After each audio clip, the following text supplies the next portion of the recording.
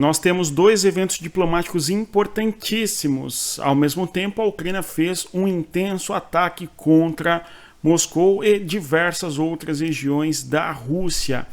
No total, nós tivemos 300 drones, pelo menos da Ucrânia, sendo lançados contra o território da Rússia, que, a propósito, é o maior ataque com drones que a Ucrânia já fez contra a Rússia.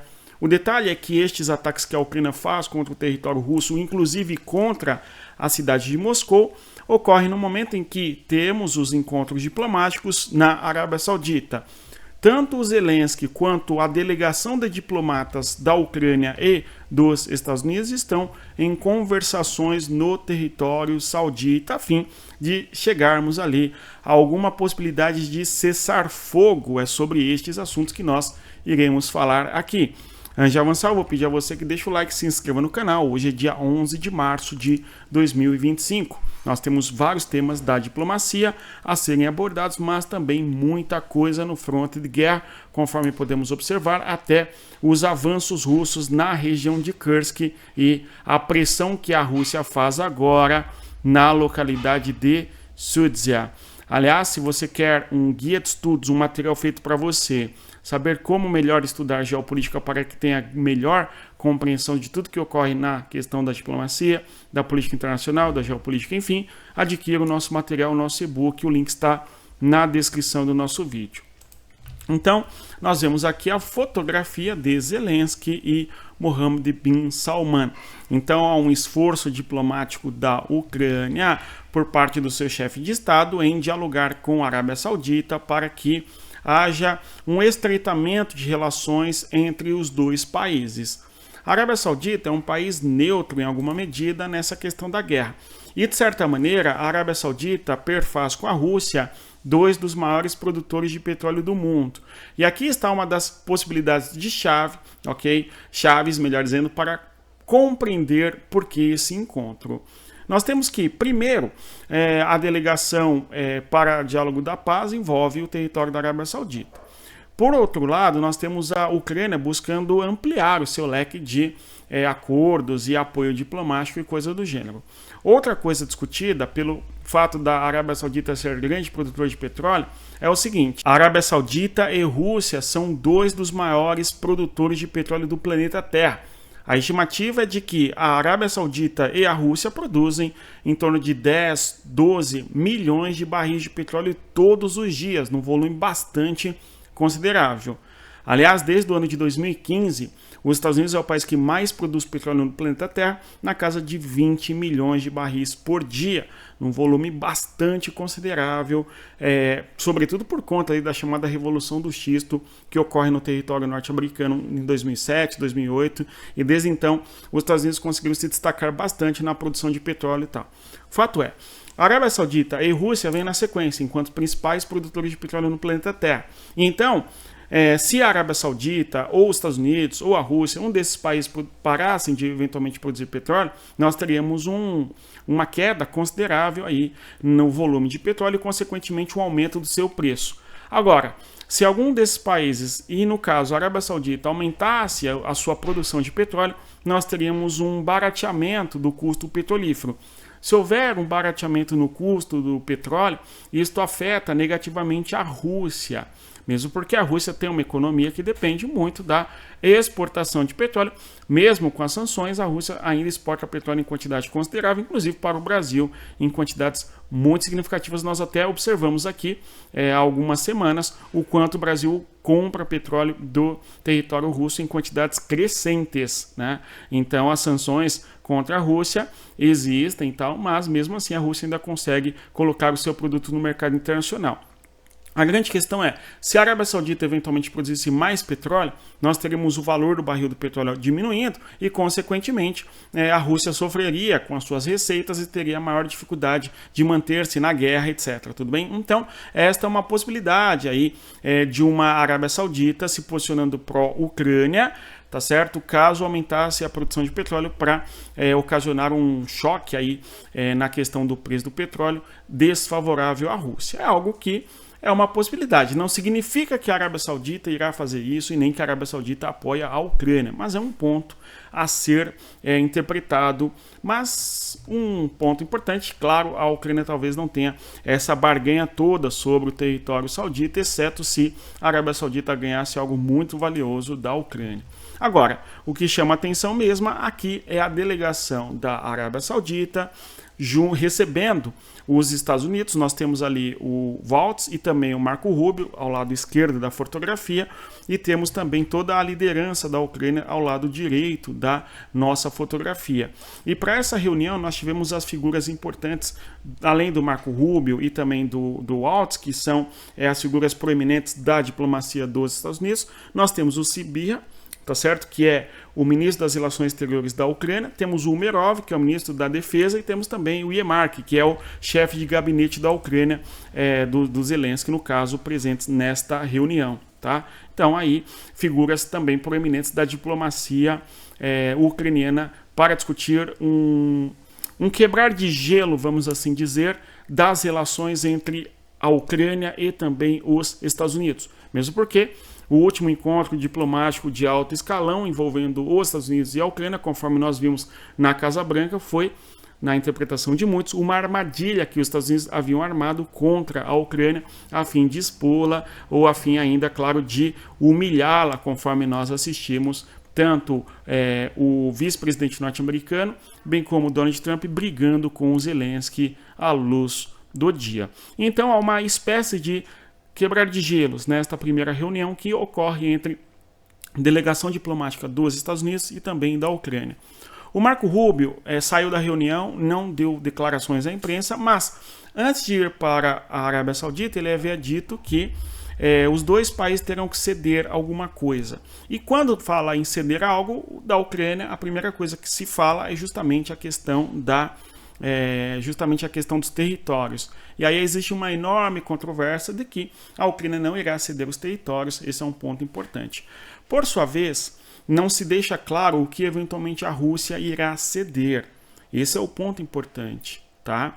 Uma outra questão que eventualmente a Ucrânia tem colocado agora é um cessar-fogo no ar e no mar, para que a guerra permaneça, sim, somente no campo de batalha. E o campo de batalha, em alguma medida, está entrincheirado, conforme nós falamos aqui várias vezes. Não é uma guerra que nos remete, inclusive, à Primeira Guerra Mundial. Uma guerra de trincheiras sem grandes movimentações no terreno. Já há um ano, nós temos uma guerra entrincheirada em 1000 quilômetros de fronte, conforme nós estamos observando. Então, resta saber se eventualmente a Rússia irá aceitar, ou se os Estados Unidos irão forçar a Rússia a aceitar um cessar-fogo dessa natureza, de pelo menos no ar e na terra, no caso no ar e no mar, nós temos um cessar-fogo. Vamos acompanhar o que esta reunião trará de novidade, tá? Outra coisa que os Estados Unidos pretendem, conforme nós sabemos, é ter acesso às riquezas minerais da Ucrânia.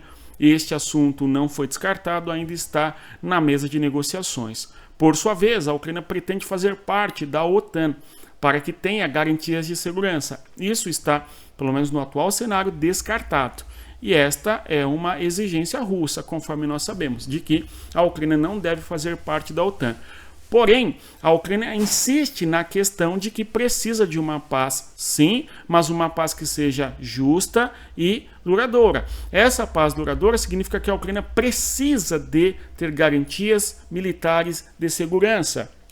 E agora, nós assistimos um redesenho da geopolítica na Europa, ao ponto da Europa aumentar o seu orçamento militar, vários países discutirem a possibilidade de enviar uma tropas de paz para o território da Ucrânia, a fim de garantia do cessar-fogo, tropas de paz no território ucraniano.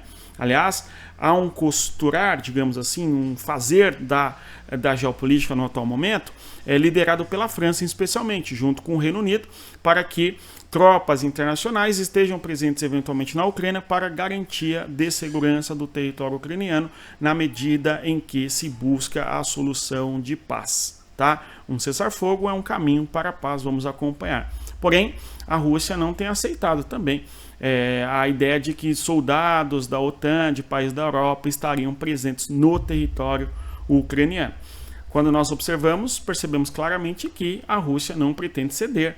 E pelo fato da Rússia ter avançado até onde avançou no território da Ucrânia, a Rússia demonstra não estar interessada, pelo menos em tudo que a Ucrânia propôs no atual momento.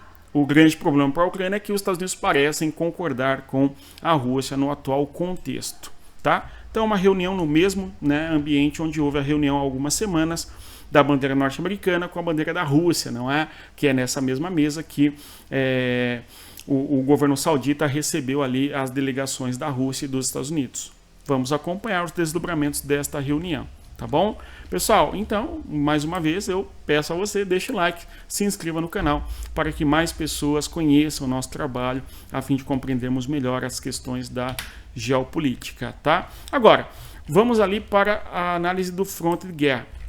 A Ucrânia fez intensos ataques em Moscou. Enquanto temos essas reuniões ocorrendo, a Ucrânia fez grande ataque contra o território russo, não somente contra a região de Moscou. Tá?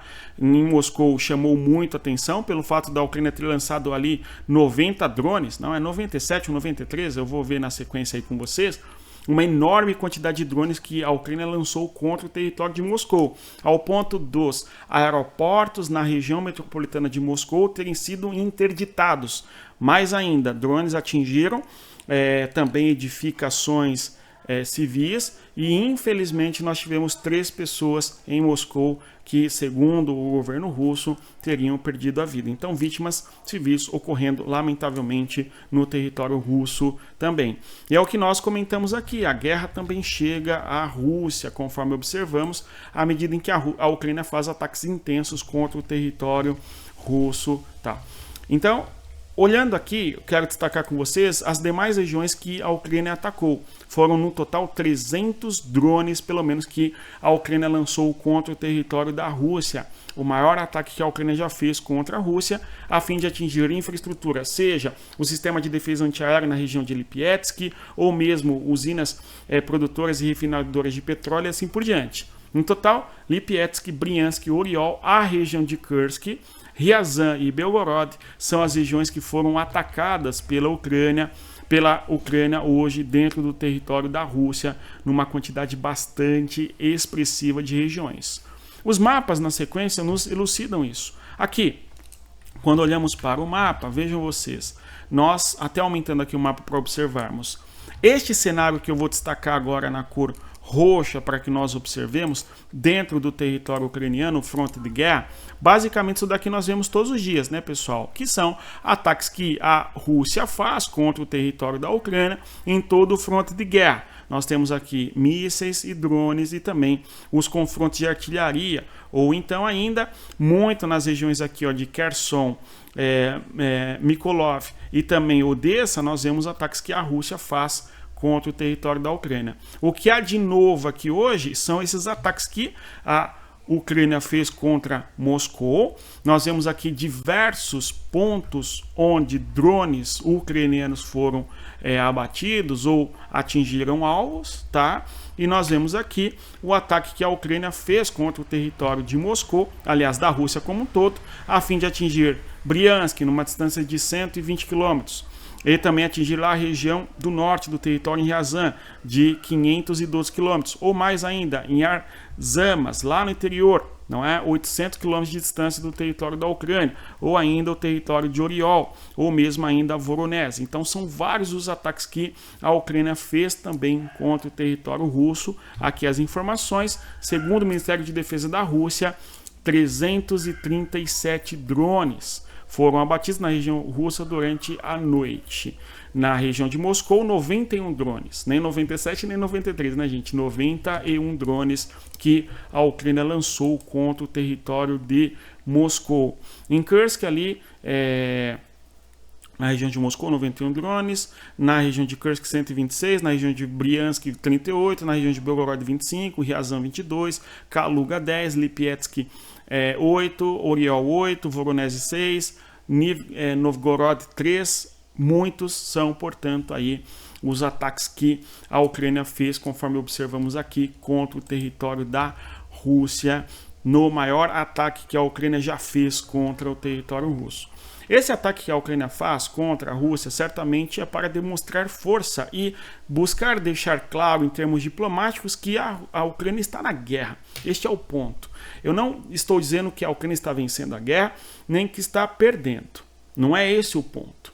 Nós vemos claramente que a Rússia domina uma boa parte da extensão geográfica do território da Ucrânia. Isso é inquestionável, né? Por mais que vão falar que é argumento Roussetti, mas o fato é, a Rússia ocupa o território da Ucrânia de maneira significativa e, por mais que a Ucrânia tenha feito alguns avanços recentes em Toretsky, que é outro ponto importante, nada tem indicado que a Ucrânia terá condições, no atual cenário, de reconquistar toda esta região ocupada pela Rússia, pelo menos no atual momento. Mesmo porque a gente tem uma Europa agora discutindo quais caminhos serão adotados pela Europa para que a Europa apoie a Ucrânia. Tá? Então esse é um ponto muito importante. Porém, por outro lado, vejam vocês, nada indica que a Ucrânia conseguirá reverter o avanço russo no seu território. Nós temos que o objetivo da Ucrânia nesse ataque contra a Rússia hoje, no momento em que a gente tem uma reunião entre a delegação dos Estados Unidos e a delegação da Rússia, tá? Nesse mesmo momento, a gente tem a Ucrânia fazendo um ataque bastante incisivo contra o território da Ucrânia, contra o território da Rússia, melhor dizendo, tudo bem? Ou seja, há um objetivo simbólico, tá certo? De demonstrar que a Ucrânia está na guerra e não irá ceder por qualquer chantagem dos Estados Unidos. Na minha interpretação, existe aí este objetivo ucraniano. Vamos continuar acompanhando como vai se desdobrar as negociações, conforme observamos aqui. Então, são dois encontros, tá? Voltando às questões diplomáticas. Um deles é sobre o Marco Rubio, o Waltz e o Siriba, o Umerov e Emark, que nós vimos a fotografia, e o outro encontro é o Mohammed bin Salman com o Zelensky também, e a interpretação que a gente fez aqui, tá? Outros temas importantes ainda do fronte de guerra envolve a Rússia pressionando a região de Kursk. Vamos observar nos mapas o que tem acontecido. A gente falou aqui nos últimos dias. Se nós observarmos aqui este mapa, nós vemos claramente avanços russos na região de Malaya-Lochnaya. Nós tratamos sobre tal tema aqui, tudo bem? Este mapa destaca o dia 9 de março. Nós vemos aqui a região de Sudzha, vou destacar na cor preta para nós vermos claramente aqui, ó, Sudzha, nesta região do interior do saliente de Kursk, tá? E no dia 9 não havia proximidade russa na região de Sudzha. Aqui, para o dia 10, já há indicações que os combates ocorrem na periferia de Sudzha, então a Rússia pressiona de maneira muito intensa a região de Sudzha a fim de retomar esta região. Quando nós observamos aqui, aumentando outros mapas para nós percebermos, nós vemos que lá no dia 9, esse mapa aqui, ó, do dia 9 de março, a gente tem a região de Malaya-Lochnaya sendo conquistada pela Rússia. Hoje, dia 11 de março, nós temos que Malaya-Lochnaya continua sendo tida como, né, russa, e a Rússia avançando de modo mais significativo nesta região aqui, ó, a leste do território de Sudzha. Tá? Aqui no mapa nós podemos visualizar isso de maneira mais precisa. Nós vemos que a Rússia reivindica aí avanços nesta região oeste de Sudzha. Tudo bem? Então, duas coisas importantes que temos hoje no fronte de guerra.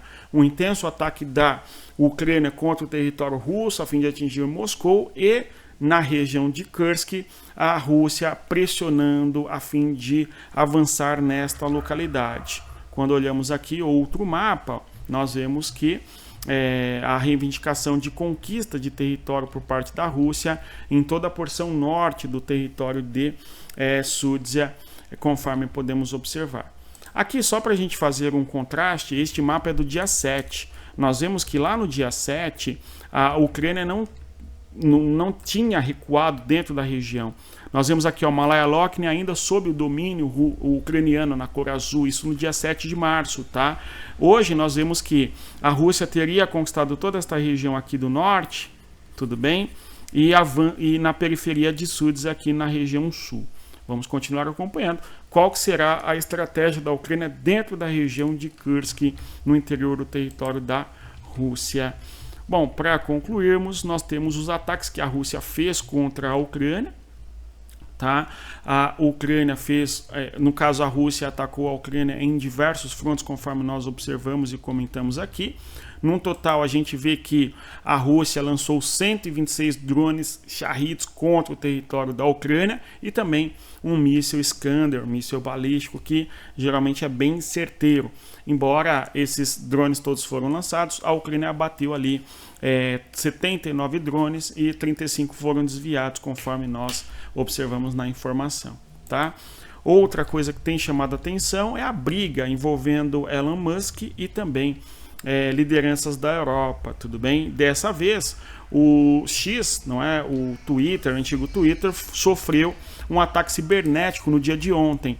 E esse ataque cibernético, segundo o Marco Rubio, segundo o Elon Musk, o ataque cibernético contra a empresa do Elon Musk foi feito pela Ucrânia. A Ucrânia, de certa maneira, no atual momento, tem uma dependência do Elon Musk, porque o sistema Starlink de internet, coisa do gênero, é fornecido para a Ucrânia, conforme nós sabemos. E existe no ar essa ameaça de que o Elon Musk poderia desligar o acesso da Ucrânia ao sistema de satélites do Starlink, tudo bem? E aí nós temos rusgas crescentes entre lideranças da Europa e também o Elon Musk, conforme estamos observando e assistindo. Tá? E aí o Twitter sofre ataque cibernético ontem e o Elon Musk critica a Ucrânia dizendo que foram os ucranianos os responsáveis. Tá? Outra coisa importante é uma briga interna dentro do território americano. A gente tem aí o senador dos Estados Unidos, senador pelo Arizona, salvo engano, que viajou para a Ucrânia para tratar a respeito da questão da guerra, tá certo? E segundo ele, acaba de deixar a Ucrânia, o que eu vi prova que nós temos que apoiar, ok? Dar o suporte, apoio à Ucrânia. Todos querem o fim dessa guerra, tudo bem? Mas qualquer acordo tem que proteger a Ucrânia, tá certo? Qualquer acordo tem que proteger a Ucrânia e não pode dar vitória para a Rússia, ok? Não pode dar caminho de vitória para a Rússia, ok? E aí, na sequência, o Elon Musk critica, chamando o caboclo de traidor, né? Então, o Elon Musk fala que o senador norte-americano é um traidor. E aí ele questiona, traidor eu? Ele fala, se você não entende que defender a liberdade é básico para fazer a América grande, tá certo? Talvez você não entenda o que está fazendo, alguma coisa assim, né? Então, uma briga entre o Elon Musk e senador americano favorável ao apoio dos Estados Unidos em relação à Ucrânia. Vamos acompanhar. Não tem os dados, sendo sincero, do quanto o Partido Republicano apoia a Ucrânia. O governo que o Trump montou, aparentemente, era um pouco, não favorável à Ucrânia, quando nós observávamos ali algumas figuras, tá? Entretanto, mesmo o Pete Hegseth, por exemplo, tá? Porém, ao longo do tempo, o gabinete que o Trump montou, de certa maneira, se parece muito mais com a Tulsi Gabbard. Nós falamos sobre a indicação do gabinete Trump, e ela era uma figura abertamente pró-Rússia, acabou. Entretanto, havia o Elon Musk, que não tinha uma posição tão clara, mas é alguém que, no começo da guerra, disponibilizou o Starlink para a Ucrânia, por exemplo. Então, parecia algo um tanto dividido. Houve momentos em que o Marco Rubio, ao longo da carreira política ali no Senado americano, havia votado apoio para a Ucrânia, e em outros momentos ele questionou e também barrou, tudo bem? Não estava claro, mas quando o secretariado do Trump assumiu a Casa Branca, a gente viu que todos eles, de certa maneira, se mostraram mais distantes da Ucrânia, conforme podemos observar, tudo bem? Se você chegou até aqui, eu agradeço a presença. Reitero a você que deixa o like e se inscreva no nosso canal. Adquira o nosso material, o nosso e-book para você estudar geopolítica e, claro, ajudar o nosso projeto aqui de buscar compreender a questão da geopolítica. O link está na descrição do nosso vídeo. No mais é isso. Bons estudos, respeito à geografia. Até mais. Tchau, pessoal.